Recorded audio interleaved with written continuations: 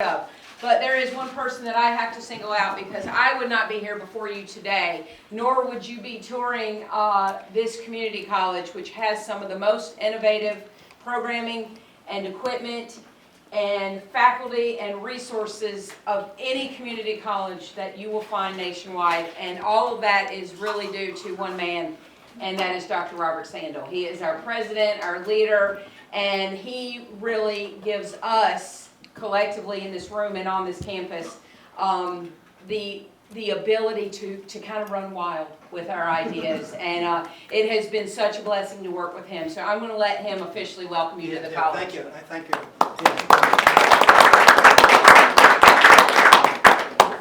Bobby Sandel, president of the college. We think it's very important for us to think outside of the box and do things differently. Whatever we can do to respond to industry's needs in any way, shape, or form. I know in dealing with industrial training and so forth, when companies come into the region, they want a nice site, they want gas, electricity, they want good tax rates. But one thing they always ask, I need a skilled workforce. I need to make a profit. So I need good people. That's what we're in the business to do. We're in the business to help you get the good people you need, either by pre-employment training, working with the State Development Board, or with the customized training that we can do for you 24/7. Anytime you need it, we can customize the training to meet your specifications and your needs at your place or on a site that we can put up for you. So this is a dynamic community college. But our mission is to serve, our main mission is to serve business and industry. That's what we're about. In any way we can do that, or if you're working with us and you think we need to be doing more, you need to let us know that. We will do whatever we can to be responsive. So we work with John with the Economic Partnership. We're just one of the players that companies come in to check the box. They want training and people and skilled workforce. You can't do without that. And any success that I have is all due to good people. Good people make it happen, as you know. And Amy White is one of those. And she's our person that, she's the Energizer Bunny that just goes and goes and goes. And she's very substantive of what she does, very responsive. And she'll get it done for you. And we'll make it happen. So glad to have you all here today. And let me turn it back to you, Amy. Thank you. So we are here to hear from some of our vital community partners, industry partners, and economic development partners. So we're going to start off with a lightning round of questions. So you each have 1 minute. And during that 1 minute, just introduce us to your company, what industry you're in, if you're an industry partner, what product you manufacture, or if you're not an industry partner. And I'll start with Julia. Tell us your role in the region. And I spoke to most of the site selectors that were here last night. They probably heard enough from me, but I'm Julia Boas, and I'm the Director of Talent Strategies with the Roanoke Regional Partnership. And so we are, like Dr. Sandel said, trying to think of out-of-the-box solutions, really listen to what employers need and what some of the gaps are, and then creatively come up with solutions for them and their issues. I think that was 45 seconds, so you have a minute and 15. There we go. That's You're good. welcome. Thank you. Jerry Adams, I'm the General Manager at Steel Dynamics, and formerly Roanoke Electric. So Steel Dynamics purchased in 2006. What we do is we take scrap metal, we melt it down, and we convert it, and we make it into steel bars that goes into the infrastructure of the United States from here all the way out to Arizona. And so we manufacture 600,000 tons of steel every year, and we have 465 employees that do it. It's a pretty light workforce for the number of tons that we do. The strength of our company is our culture. We have a very engaged culture. We get paid well when we do well, and our pay is aligned that way. So the people that we have are highly motivated, and they like to get after it. They like to make money. This division has led safety for our company, which is 12,500 people, for the last 3 years. So on top of breaking records and producing a lot of steel, we're doing it safely. So something I'm very proud of. Thank you. Okay. Good afternoon, everyone. Antonio Servidoni. I do represent Mack Trucks. We just started our facility around 3 years ago, and in the valley here, right south of Salem city there. So pretty much in a building that someone left behind. So you're able to start our operations there and create right now. We promise in the performance agreement to build trucks and to employ 250 people. So we are extremely happy to say that today we have more than 400 people in the field, growing. Our quality looks good in the field. People are extremely happy with our trucks right now. It's the medium segment, up to 33,000 pound truck. So which Mack left in 2001, and we reintroduced that in a completely different business model. So glad to be in the valley, glad to be surrounded with people that help us a lot to get where we are right now, and including Virginia Western that made an incredible support for us, helping with our workforce. Thank you. Good afternoon, I'm Doug Agner. I'm the general manager of Wabtec Graham White facility. And so I've been with the business a couple of years as general manager, previously out of the power and energy and oil and gas business. And I joined this business as we working on a journey, kind of integrating. And I'll just take a minute, a little history coming together. It's kind of fun to be part of. So the parent company of Wabtec is Westinghouse. George Westinghouse started kind of a momentum with building products for safety for transportation, and that's what we're about. We manufacture products and components for the rail, freight, and transit industry worldwide. We're over in Salem. We have a facility there that's been there since the 70s. Our company was founded in 1914. Kind of similar journey, inventing products for safety for rail, and then probably another third company that's a big player in that industry is GE. And all these three companies formed in, within 20 or 30 years of each other. And I'm blessed to be part of the synergy of all three coming together through acquisition. So, we're a very big player worldwide in those industries. And the Graham White facility has always been a provider for components to all these big companies. And now we're blessed to have first stages of a long-term growth strategy to bring a lot of that business here.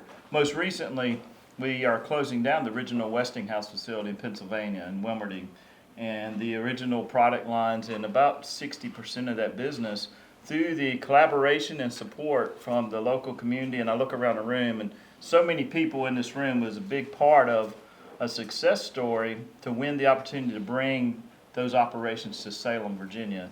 And so it's going well. It's great to be part of it. Thank you. So my name's Pete Hall, and I'm the Senior Director of Operations for Integer in Salem, Virginia. Integer is a global company that's a contract manufacturer for medical devices. We service the cardiac rhythm management market, cardiovascular, and structural heart. And then the Salem, Virginia facility serves all three of those markets. We have two facilities out there on Amherst Drive, about 551 associates right now. That's indirect labor and direct labor.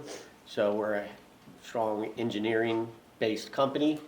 So a lot of the components that we manufacture go into devices like implantable pacemakers, defibrillators, stents. We do things for neurovascular market, and then the structural heart, we do the delivery systems for heart valves. So I've been, again, with the company for 27 years, experienced a great deal of growth. So when I started it with the company, I was the 30th employee for that site. And now, again, we're at 551, so a lot of growth. That's exciting. That's big. And Morgan, round out the lightning round. Yes.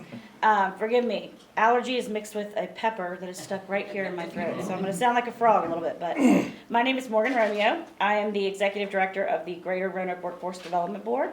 So my role in this great community is to serve as the leader for our regional workforce development system. So composed of numerous different partners and entities and agencies that come together to really work for our business community and make sure that the talent pipeline is there, to make sure we're identifying what isn't there and how we can fix that, and working together with the community colleges and our education partners to really figure out custom solutions and figuring out how we can get that talent here. So I'm happy to be here to talk about some of the things we have going on in this community, and just looking forward to being here. So thanks. Thank you. Mm-hmm. So we'll go a little more in depth now as time allows.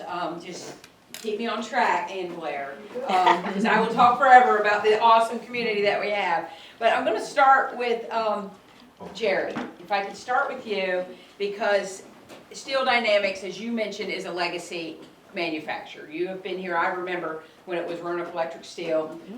You've been here so long, but your company recently launched a partnership effort with Virginia Western, and I would like to ask you to explain what the challenge that you were seeking to address was that led us to this partnership. How did we develop a solution, and what are some of the early wins that we've seen from this partnership? Yeah, so I arrived here in 2019, right before COVID. And one of the things that was on my mind then at that time was, hey, we need to find out, is there a local technical school or something like that near the mill? Because something that I knew was going to be an issue, because it's been an issue for at least 10 years. Probably everybody here that is in manufacturing would say the same thing. Trying to find specifically electrical people for the facility has been extremely difficult for at least 10 years. And we would get some from the military, and they would be really good at certain aspects, but then there's other aspects they had no training in, and we had to train them up in those things. Or just trying to find that kind of talent. There just aren't a lot of people out there that are in that technical type degree program. So we've had a difficult time finding good, solid people that fit the kind of culture that we have. And so what we did here with Virginia Western is we set out and we started to have some conversations about, hey, what about if we build our own? So what about if we just found the people that we know historically just from doing what we do, they fit our culture, and then they have this interest and ability to learn these things. And what was refreshing was the vision that you have about being a part of manufacturing in the area and supporting that. Those two things just mesh together so well. And the mechatronics program that's here, we had a couple people that graduated from there. So I talked specifically to those individuals. They spoke very highly of the program. And so then we started working out a plan. So what we're doing is we have 6 people engaged in this program now. 4 initially, they're in their 3rd semester going to their 4th, so they'll be completing soon. And what they do is they do 20 hours of school, and they work out at the mill for 20 hours. And so they rotate through all the different departments during this time. They've signed up for at least 2 years to work with us. So this, what's beautiful about this program is that as we go, we're tweaking it to specifically what we need. So over the years, like I said, we would hire people in, and they would have certain aspects, they'd have certain skill sets, but you always had something that you had to train them in. There was always a gap. And that's not going to be that way with this, because they're being trained specifically on the things they need. Now, the other side of that is, we've donated equipment and donated things back into the program too, to make it even better. And of course, selfishly, it's going to be even better because the things we're donating relate directly to the things that we need. Okay, but I do think that, the other side of that is that we have the opportunity to share with you, what are the specific skills that are needed today? Because, and especially in this program, and I know we got to wrap this up, but especially in this program, today we have people that are working on DC motors all the way to the latest and greatest automation. That's the same individual.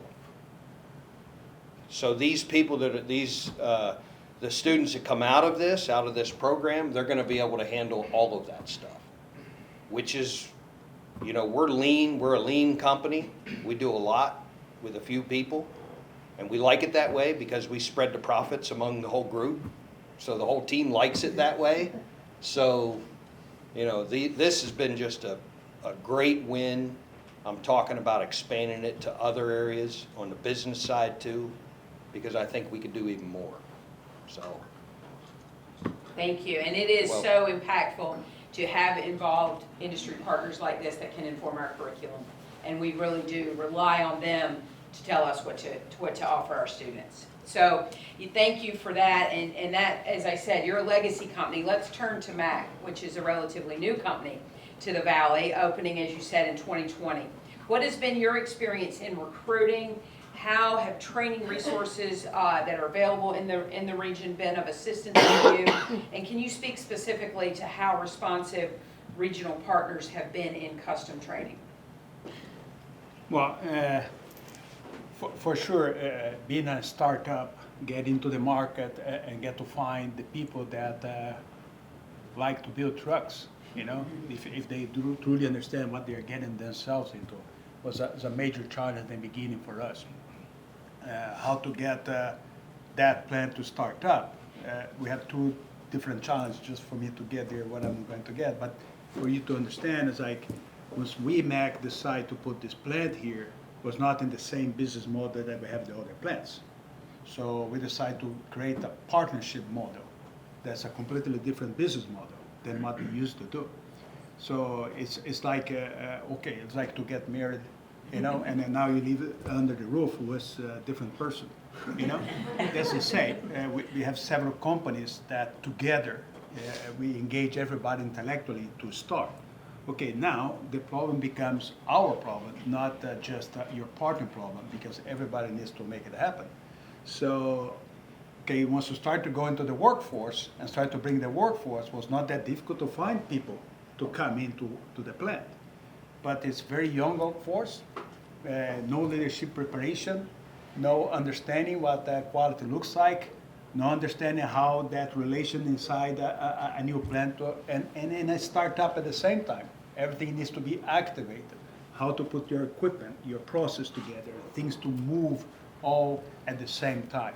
So it's a big challenge. Of course, once we got into that situation, we quickly felt like, okay, we're not going to do that alone. So we need help, and we need help quickly. So that was the moment that we started to scramble left and right, and we were very, very pleased to get that very responsive point from Virginia Western. Immediately came into our site, listened to our leaders there to understand the problem. So they didn't just come and tap us, okay, here's what you're going to do. No, here's our program.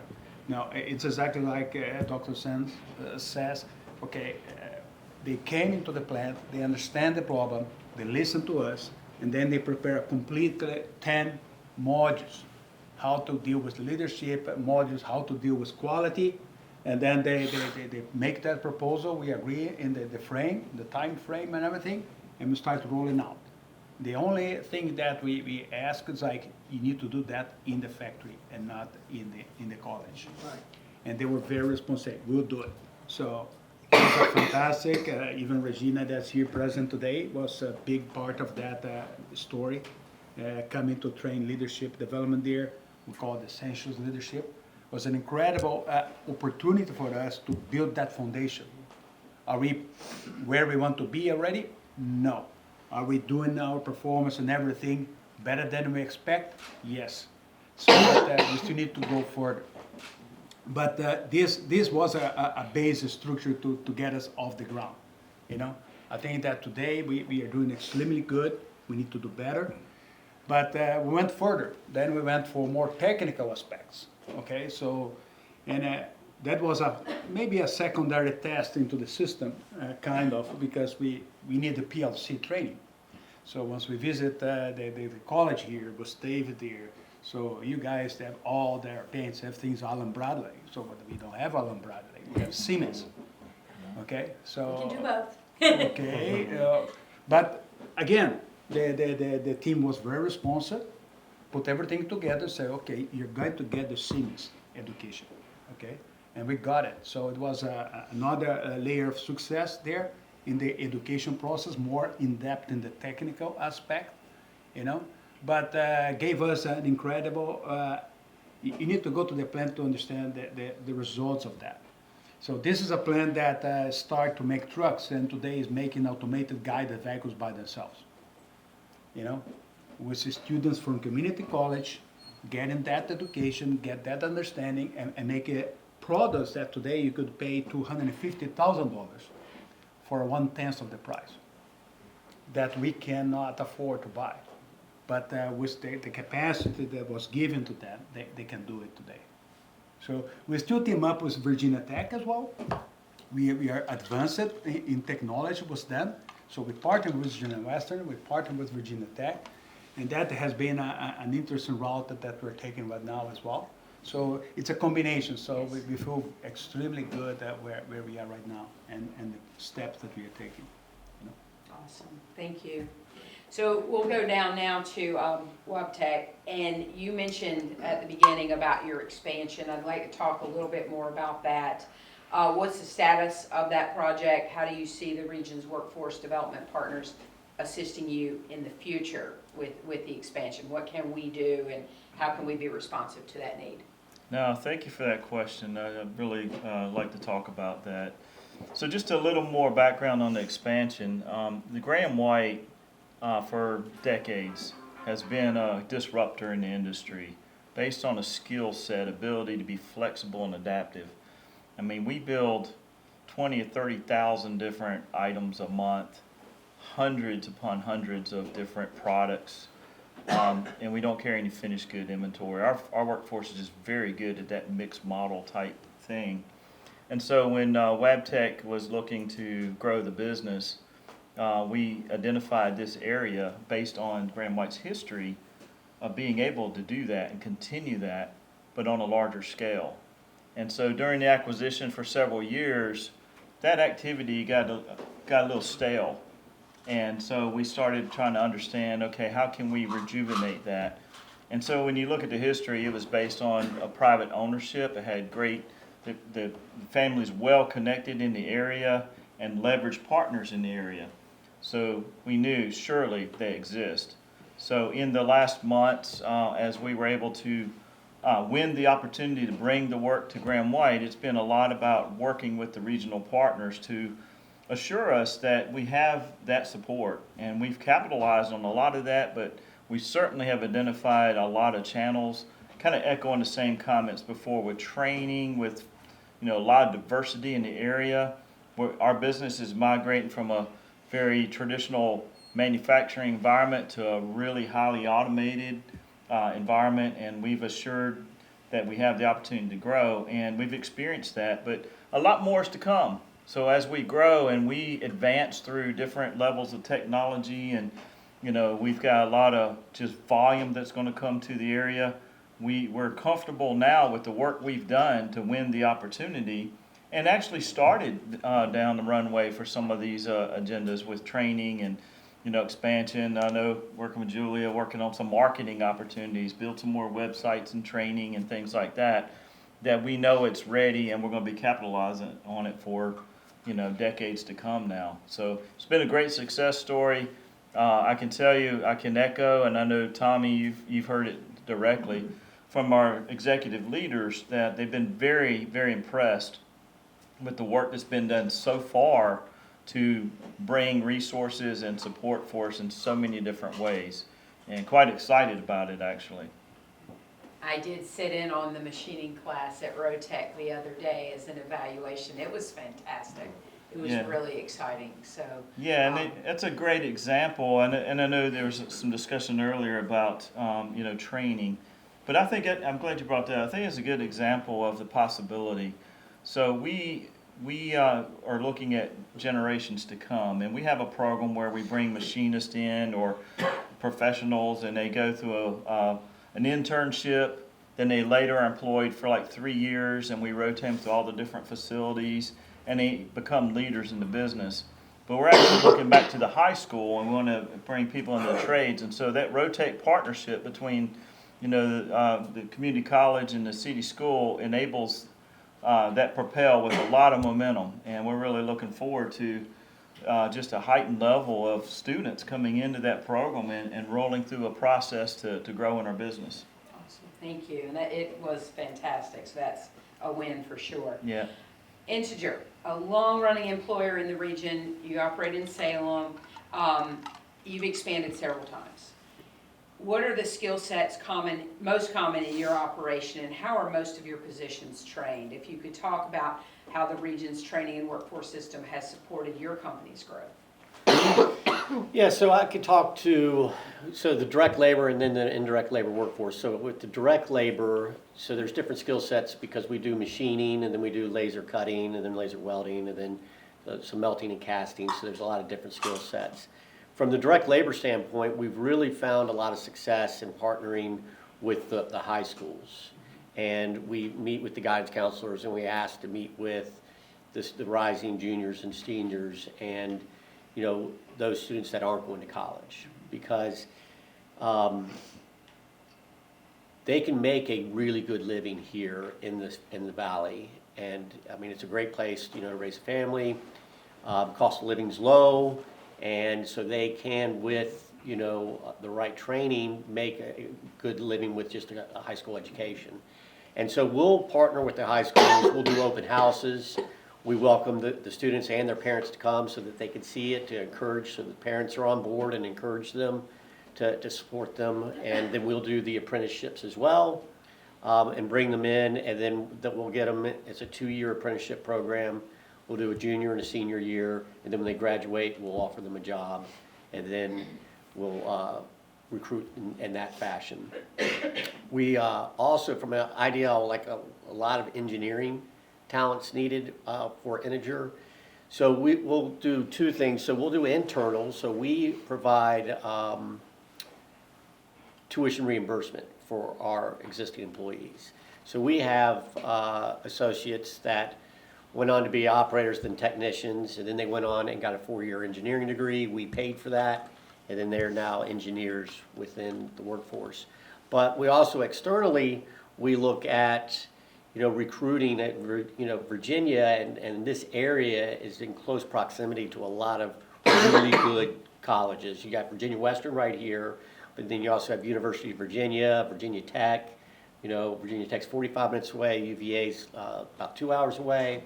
So we partner with them, recruiting engineering, and I think this area offers a lot to retain and attract, the college grads, because the area has a lot to offer for the young professional, especially if you like the outdoors. You have the Appalachian Trail going right through the area.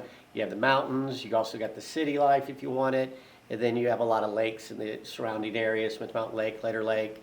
So, I always like to say, if you want to live in the mountains or on the water or in the city, you could do that here in the valley and then still be in close proximity to any employer, which is nice.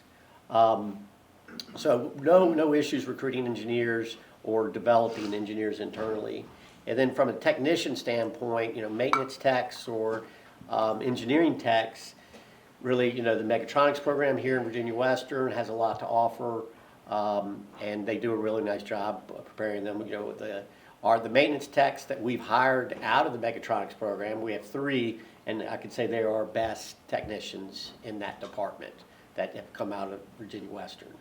So, that's helped. Having all of those partnerships in the valley has really helped us to be able to, recruit and retain. Because people, when they come to the valley, they like it, they want to stay. Again, because it's a great place to raise a family, cost of living's low, and you can make a good living here. So I would be remiss, I think, if I didn't follow up on your transfer engineering need and the successes that we have. We do have, and this goes for all our programs, there is funding available for all of our high school seniors in the region to come to Virginia Western, cost-free for 3 years. Many of them will do that and then transfer mainly here to Virginia Tech for engineering. And one of our engineering program head is also on staff at Virginia Tech in their engineering department. Our transfer students do as well or better than the native Virginia Tech engineering graduates. So we're quite proud of that. And when we that's worth mentioning and bringing that up. The other thing you mentioned is talent. So I'm going to swing back to you, Julia, and then I'm going to catch you, Morgan.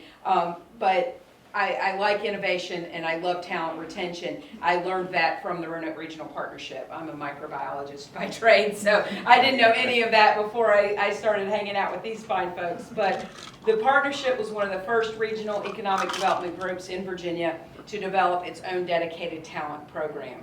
Can you provide an example of how you all work with partners in the region to assist an industry scaling up to meet a project demand? Yeah, and I think a lot of these guys have kind of iterated the issue that we see with a lot of employers that are looking to either locate here or expand, like Doug was doing.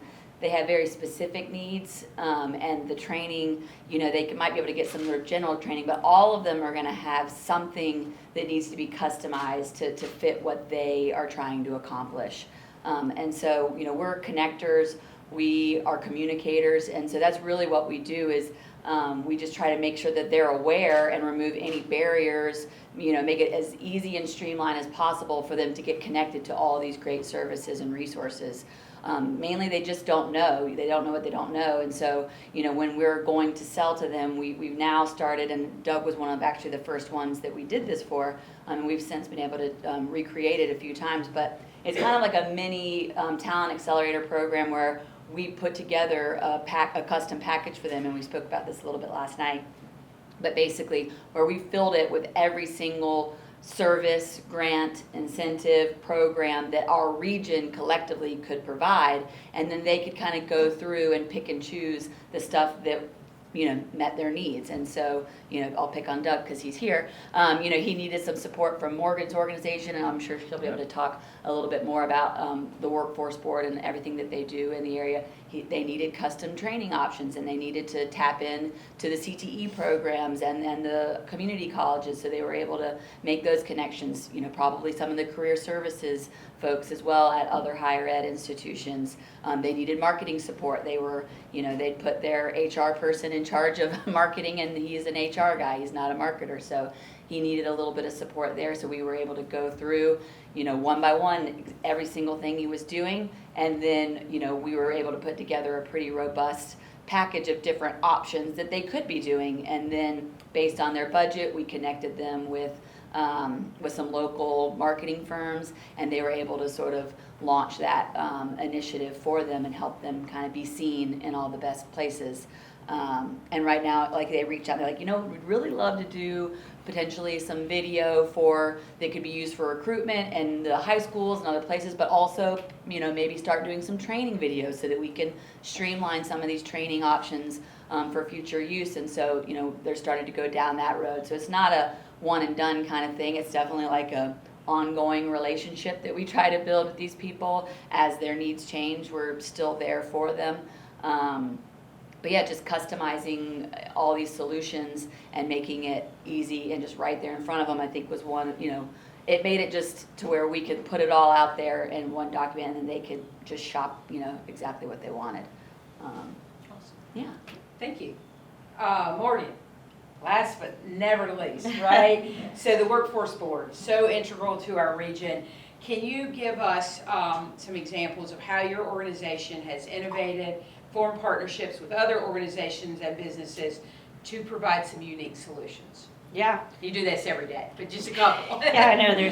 As I was thinking about, you know, what to talk about, I think it's just to say that, you know, again, to echo, the collaboration here allows us to have our hands in so many different projects for so many different businesses, because we are in a time where it is the best option for our businesses to grow their own. You know, they're looking at ways that they can take our young talent and train them how they want to, as Jerry was talking about, you know, so they're going to be the best of the best in their industry.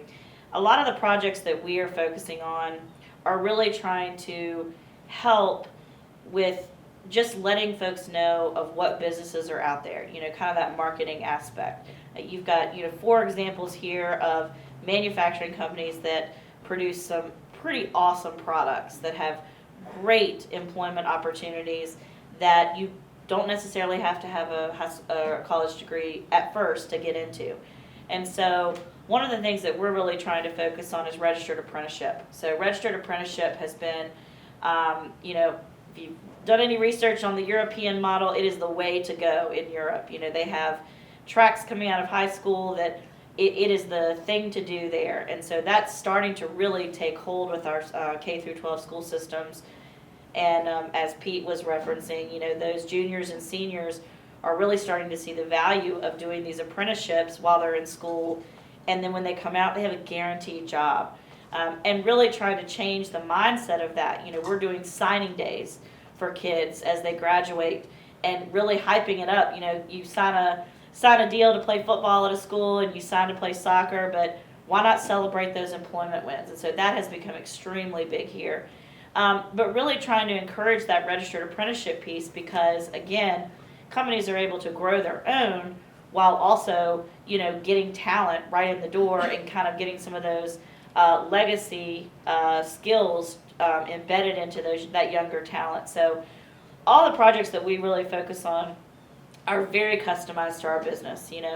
Julia mentioned Wabtec. One of the things that we did when Doug and his HR folks came to us is we realized very quickly that they have machines, like you said, that do very specific things. It's very different than what Integer does down the street. It's very different than what Steel Dynamics does. And so, we worked with our partners and we're able to connect them to folks, and they're in the process of setting up a customized training program where their employees will actually get paid to teach new talent that comes straight in the door. So, that's a huge win for them.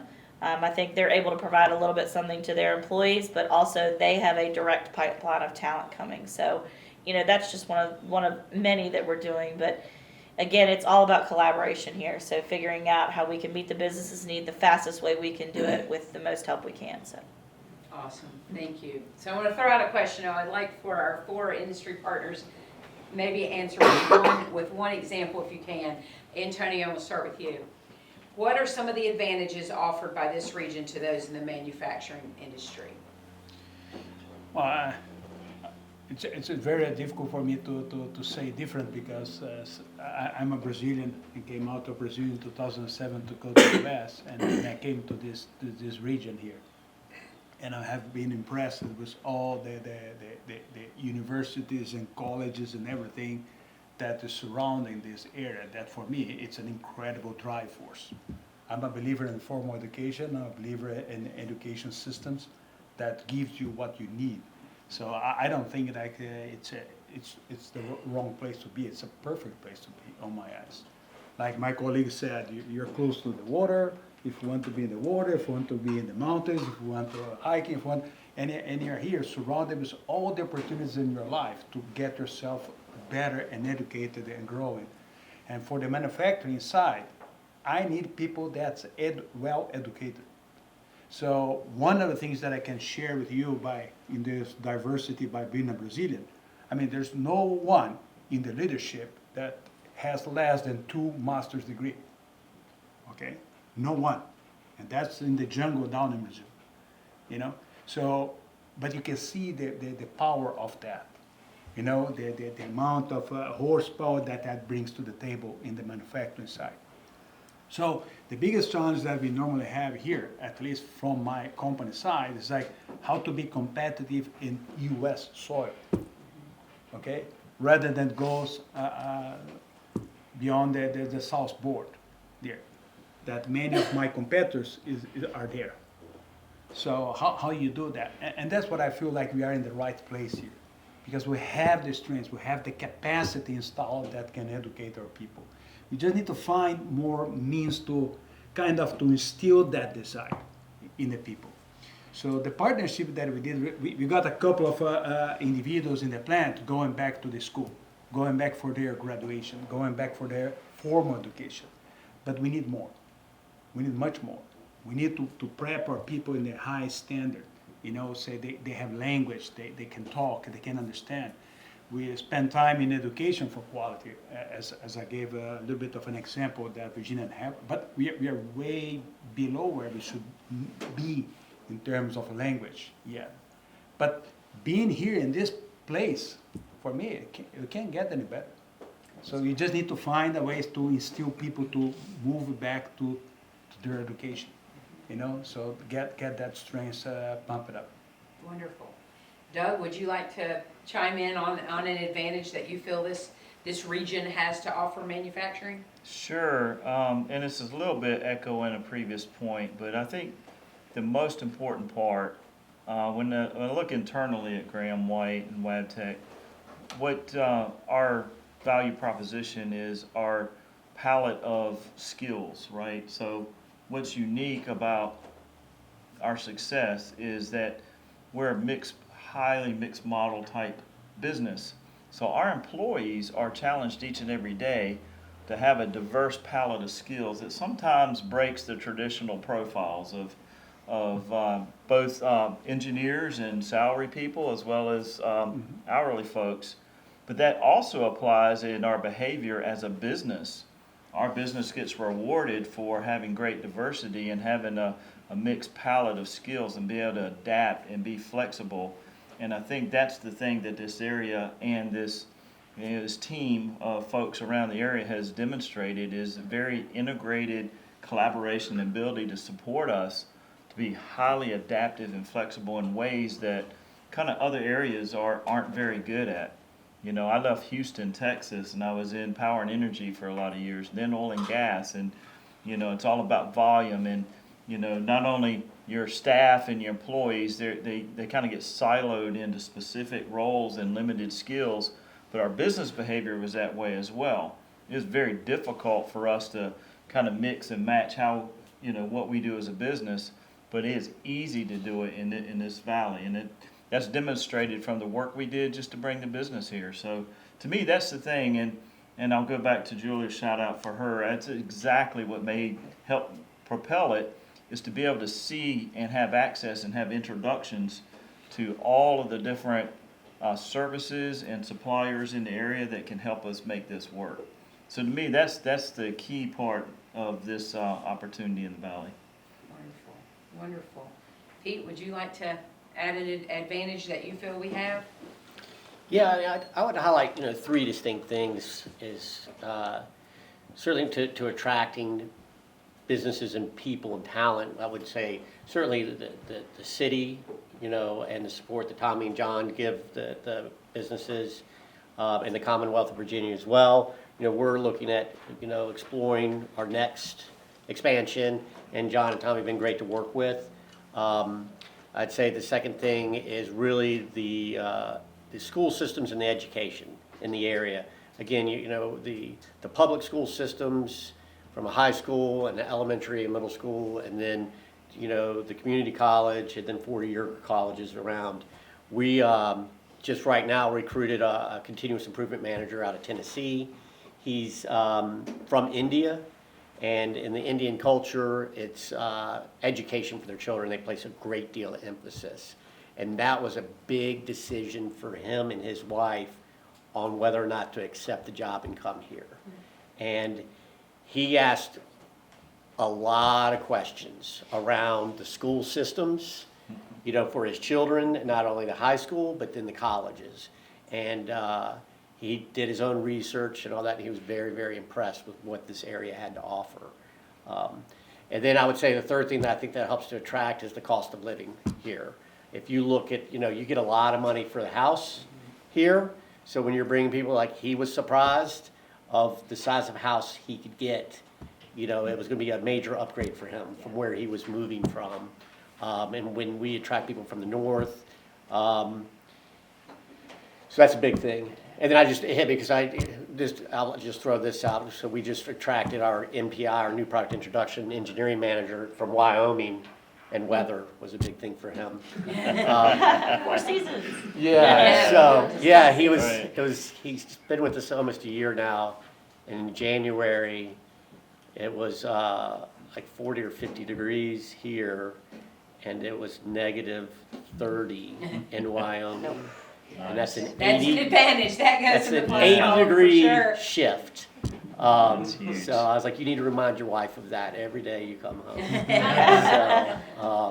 But yeah, so I really would say the support that the community provides, the education system, and then the cost of living are big, big benefits to attracting people here. And thank you for bringing that up. I think, that often doesn't get discussed in a manufacturing panel, but it's so important.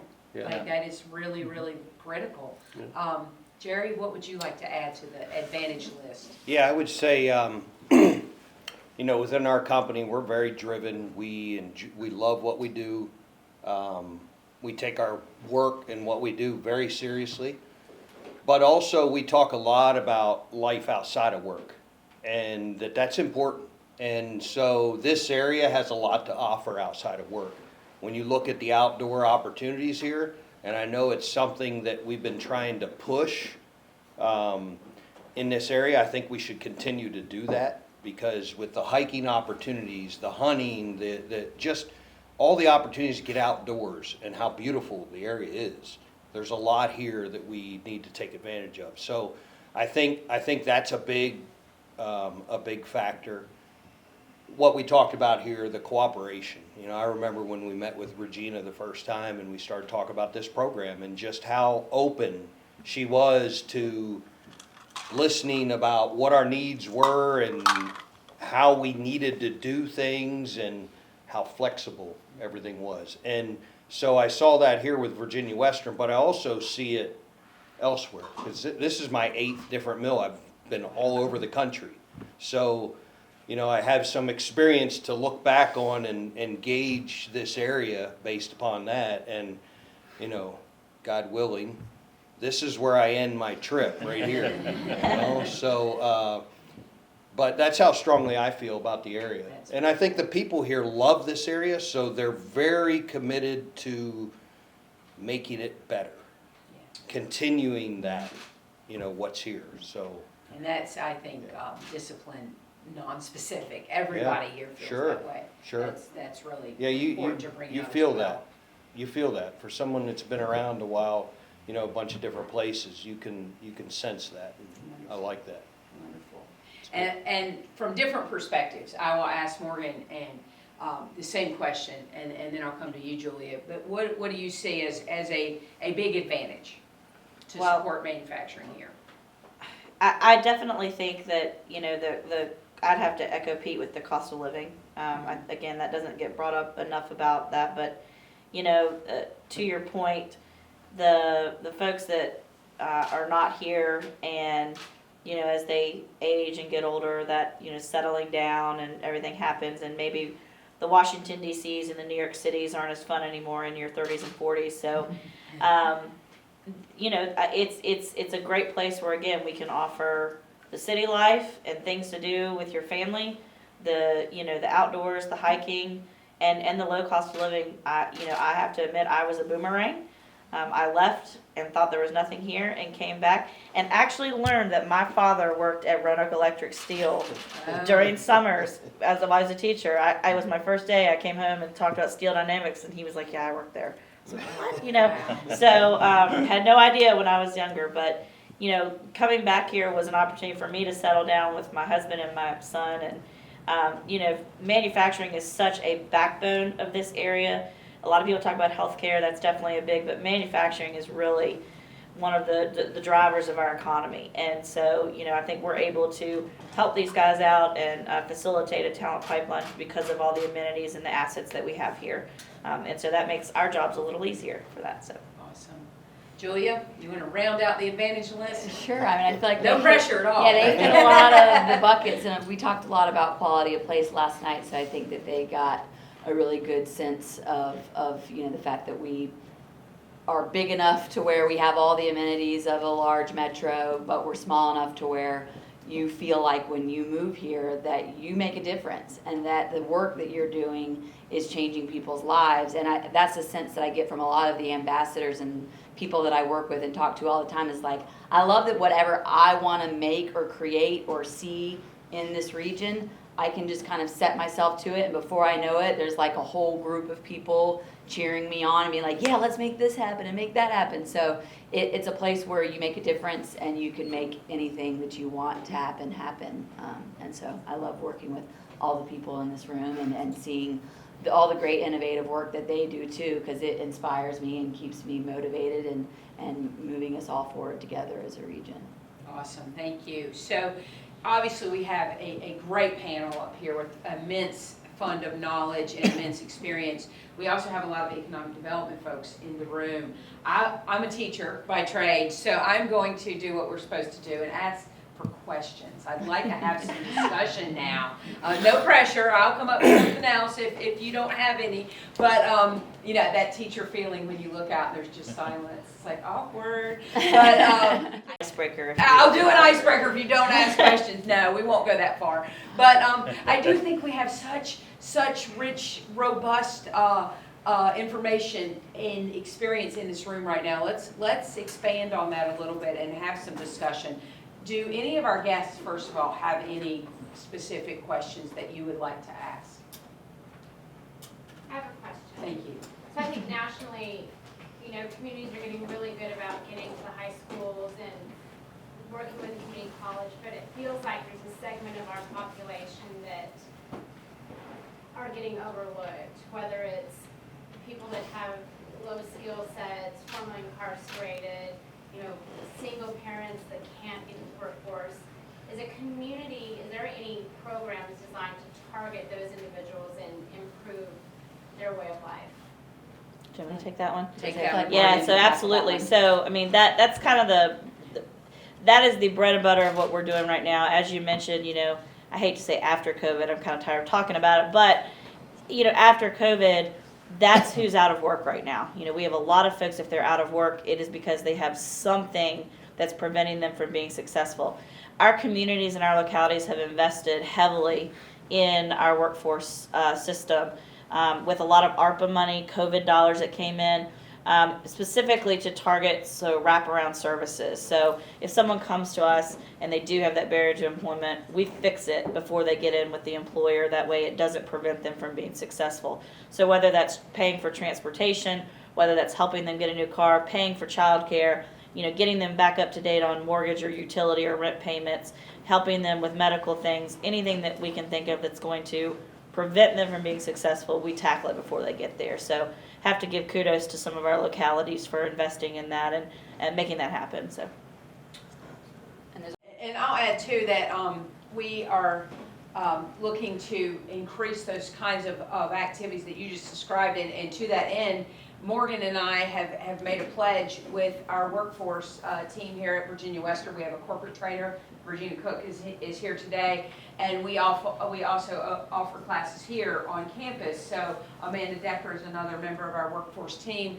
We four are going to sit down at least quarterly, and we've made a pledge to do that to make sure that we are using each other's resources, because Morgan knows so much more about where resources might lie than I do. But I might have some curriculum insights or some training ideas that she sees a need for that we can talk about. So we are being very intentional about making sure that the entities get together, because we work in silos. I think that's true across many industries. And it's time for those silos to come down.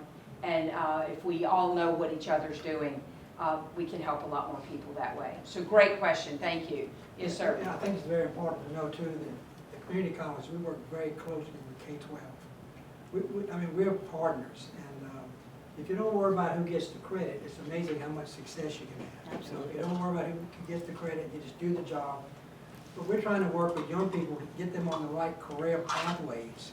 They need to know the value of what these companies do and the value of a great middle-class living you can get by working at companies like they're talking to us today.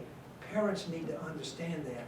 Parents need to understand that these companies are first-class companies. They're clean companies. They're not the old stereotype of companies that folks have.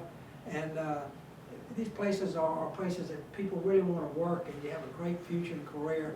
So we try to work with young people to get them to, even starting in the middle schools, to understand the value of what work ethic is, and you know, all these type things, and trying to get them prepared to go to that next step.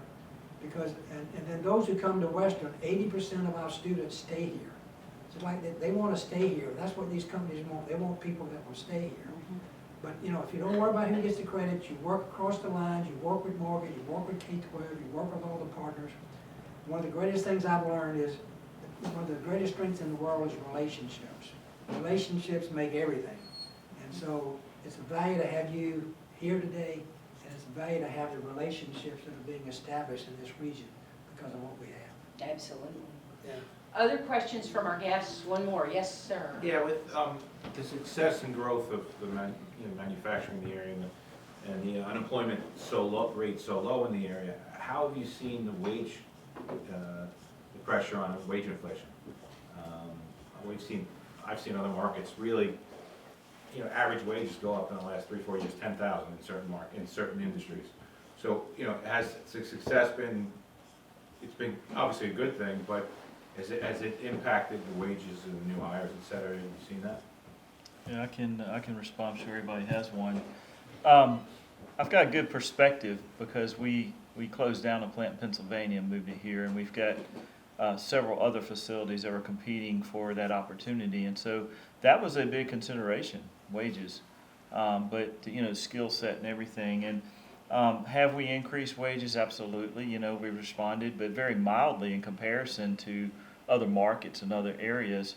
And the one thing I would say, while those pressures still remain, the employees, and I think, the comment was made, a lot of folks that are coming out of school, getting new skills, they like to stay in the area, and they kind of like this culture, right? And so we have a whole host of benefits beyond just the wages that people in this area seem to appreciate. They appreciate the quality of life, they appreciate the lifestyle, and being flexible with work schedules, being able to have, like we work, 4 days, and so it gives them a long weekend and things like that. So I think the culmination of a lot of things allows us, not just our company, and I'm sure you hear the same sentiment echoed from other employers, that overall the wages in the area have not really paced at some of the other large metropolitan areas, and it's been, keeps us very, very competitive. In our facility, we're hiring a lot of people. We got a lot of skills that we're bringing in, machining and everything, and we're still highly competitive compared to other organizations in our business. Thank you. Would anybody else like to respond to the wage question? I think the depression, the wages, it's to be expected with the inflationary environment that you have in. This is the things that we have to deal with. But like we talked here between us, I mean, the cost of living of the area, it's a great support for that. How you build up that wage to respond to the inflationary environment, but at the same time in a reasonable way. That's how all we look into. We exercise price increase as well to overcome that, because we have that latitude in the inflationary environment. But that's the aspect that we go together, But for sure, I would say that the cost of living in the area is a big drive for us to keep us in a good position. Fantastic. I think we might have time for one more question. Yes, sir. Maybe following kind of what Doug just said, but. Tell them where you're from. Was that? Tell them where you're from, what you do. Oh, I'm originally from New York. I'm in Wilmington, North Carolina now. I'm a site selector with the accounting firm Deloitte Touche. But question would be, from a Western perspective, are you tracking when somebody graduates, are they staying in this area 1 year in, and then again at 5 years out, where they are? And the second part of the question is, what are your top 3 degrees? Our top 3 degrees, I'll hit that one first. Healthcare. We are in a health-centric environment here. We have large healthcare providers. So our top program in my division especially is health science. And those are students that want to go into healthcare. So that's first. Then we have engineering and we have mechatronics that are really, really, really successful. And those students are getting employed. We can't produce them fast enough, which is interesting because I was talking with someone yesterday at a site visit, and he said, I'm not hearing that across the state, but here I feel like we are, there is a robust job market, so our students have ample opportunity. All the business programs, all the computer programs. And then we have, we have IT and cybersecurity. That's Exporting them another. to Richmond, or You were about to No, answer that they question stay here. too. you're And still- so then, yes, to your second question or your first one, most of our students want to be here. And what we're also seeing is a lot of them that transfer to four-year schools will come back, like Morgan did. We're glad, like I did, you know. So we see a lot, they like this region. They want to stay here. So we do track that. It gets harder to track as time goes on, but we have a whole office of institutional effectiveness that has an institutional researcher. We spend a lot of time with data so that we are making wise decisions at the college. And the other thing we do is spend time with them so that we can offer relevant curriculum. And we really try hard with that. So I think we're about out of time. We've got just a few more minutes if there are any other questions. Are there any other questions? Thank you for that. Those are fantastic. Yes, please. Probably really quick, but you mentioned earlier that the students, some of the students that came to Virginia Western had 3 years of their tuition Yeah. support. How, do they have to go to a certain district, or how does that? No, we offer we serve a number of counties and a number of, a couple of cities. And we have a large foundation, and we have a large program that generates funding that's matched by the localities for all the high school graduates that come out. And we probably get 30 to 35% of all the high school graduates come to us as their first choice. And a lot of those students need financial assistance. And the monies that we generate, that we match to what the municipalities do, will pay for their full 3 years if they want to do 3 years, whether it's for an associate degree, industry certification, or whatever. So that is available to them. They've got to make a certain GPA in their high school to get that, but it's usually a very minimum, 2.0 or 2.5 or so forth. Anybody who wants to get in here can get in here. And we provide every opportunity we can to grow them if they need that extra assistance. That's what we're about. And a lot of our students can do it all on their own, but there's others who need that extra assistance to move up to the level they need to do. And that's what our mission is. But money is really not an issue here for students who want to go to college. And that is a big, big plus. And don't think that money's not an issue to a lot of these students to go to school. It's a big plus. In that program, it's called CCAP, Community College Access Program. And all of our municipalities in our service region contribute. And as he said, it's run through our foundation. But the really great news there is they can come and they can get a certification, 1 year, go to work. They can get an associate degree, go to work. They can transfer to a 4-year college and save, for the students that want to do vet school or graduate school or medical school on the other end, you save your money, put it toward that. But a really nice pathway that we see, and someone mentioned the transfer engineers that you need. You need 4-year engineers as well as 2-year technicians. So a student could come here through CCAP, get our mechatronics associate degree, go to work at one of these fine companies. You recognize potential, then the company pays for them to get a bachelor's degree. You've got a bachelor's degree in engineering, and you have no input financially. So there's multiple, that works in the healthcare world We're too. not all pushing them for 2 years. They want that 6 month or 6 week or 10-week industry certification. It's available for them, and it leads to a job. A lot of them want to get on here and get a job quickly and go to work, earn some money. And then we have a very large evening program for adults. Most of those evening students are 25 to 45 years old. Our average age is not 18 or 19, our average age is 25 for our students in this college.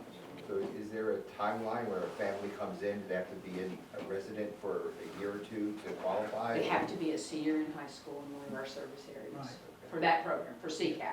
And that's only for our high school graduates, but like Dr. Sanders said, there are ample opportunities for funding through other sources if you don't fall into that category. There's so much funding It doesn't have available. to be an academic pure program, it could be a pure workforce program, they get funding for all of that too, it doesn't have to be that. So Mark?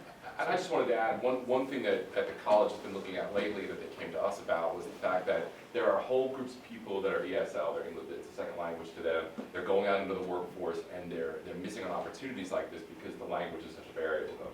And the college is innovative enough, and they haven't, this has just been an initial discussion saying, how do we reach those students? You have the traditional students who come up, they graduate, they want to go to college, and there's the opportunity there. But you have this whole segment of people who may be out doing those kinds of field jobs out there, but we can't connect to them. We can't give them the opportunity because we don't know how to get to them. And this is where you see the college's ingenuity, because they are saying to us, hey, let's go out so we can brainstorm something to find those people and how we might be able to bring them in. So it's not just a traditional method. They're very adaptive in how they look at things and how they try to bring all kinds of students up the route to get them education. I just wanted to add that. And to circle that right back around, thank you, Martin, that was perfect. For the machining program that we have at the high school, this is our pilot year for that, but we're already seeing a need for ESL students to be in there. So we're thinking about how we could fund an ESL tutor in the classroom with the machining instructor to get those students out and into the workforce. Yeah, So, I'll add to that. I mean, echoing the same point, I can tell you that about a third of our engineering team came through that type of program where they were apprentices, they got a trade skill, they were machining, got their 2-year degree, and then we later paid for them to get their engineering degree, and they moved into engineering. So now they're like a real subject matter expert with a great academic background, and they're powerful engineers. And so that program's a feeder for that, whether they want to go trade or whether they want to go academic. And the flexibility for them to be employees and then go back to school is there for them. And they need to know the value of either track they want to go. That's the key. They got to know the value. So I think we probably are out of time now. I like to say, I'll close with kind of one of our taglines here at the college is that we like to say we offer a spectrum of opportunity. Wherever a student is, we will meet your needs there, and we will take you on that spectrum to the next step, whatever works for you. So I think that's true for our college. It's true for our community as well. We're so glad to have you here. Can we have a round of applause for our panel? Thank you so much. And I'm sure as we're leaving, there's some time for conversation as we're walking out. But you guys feel free to talk, and thank you so much. Enjoy your day.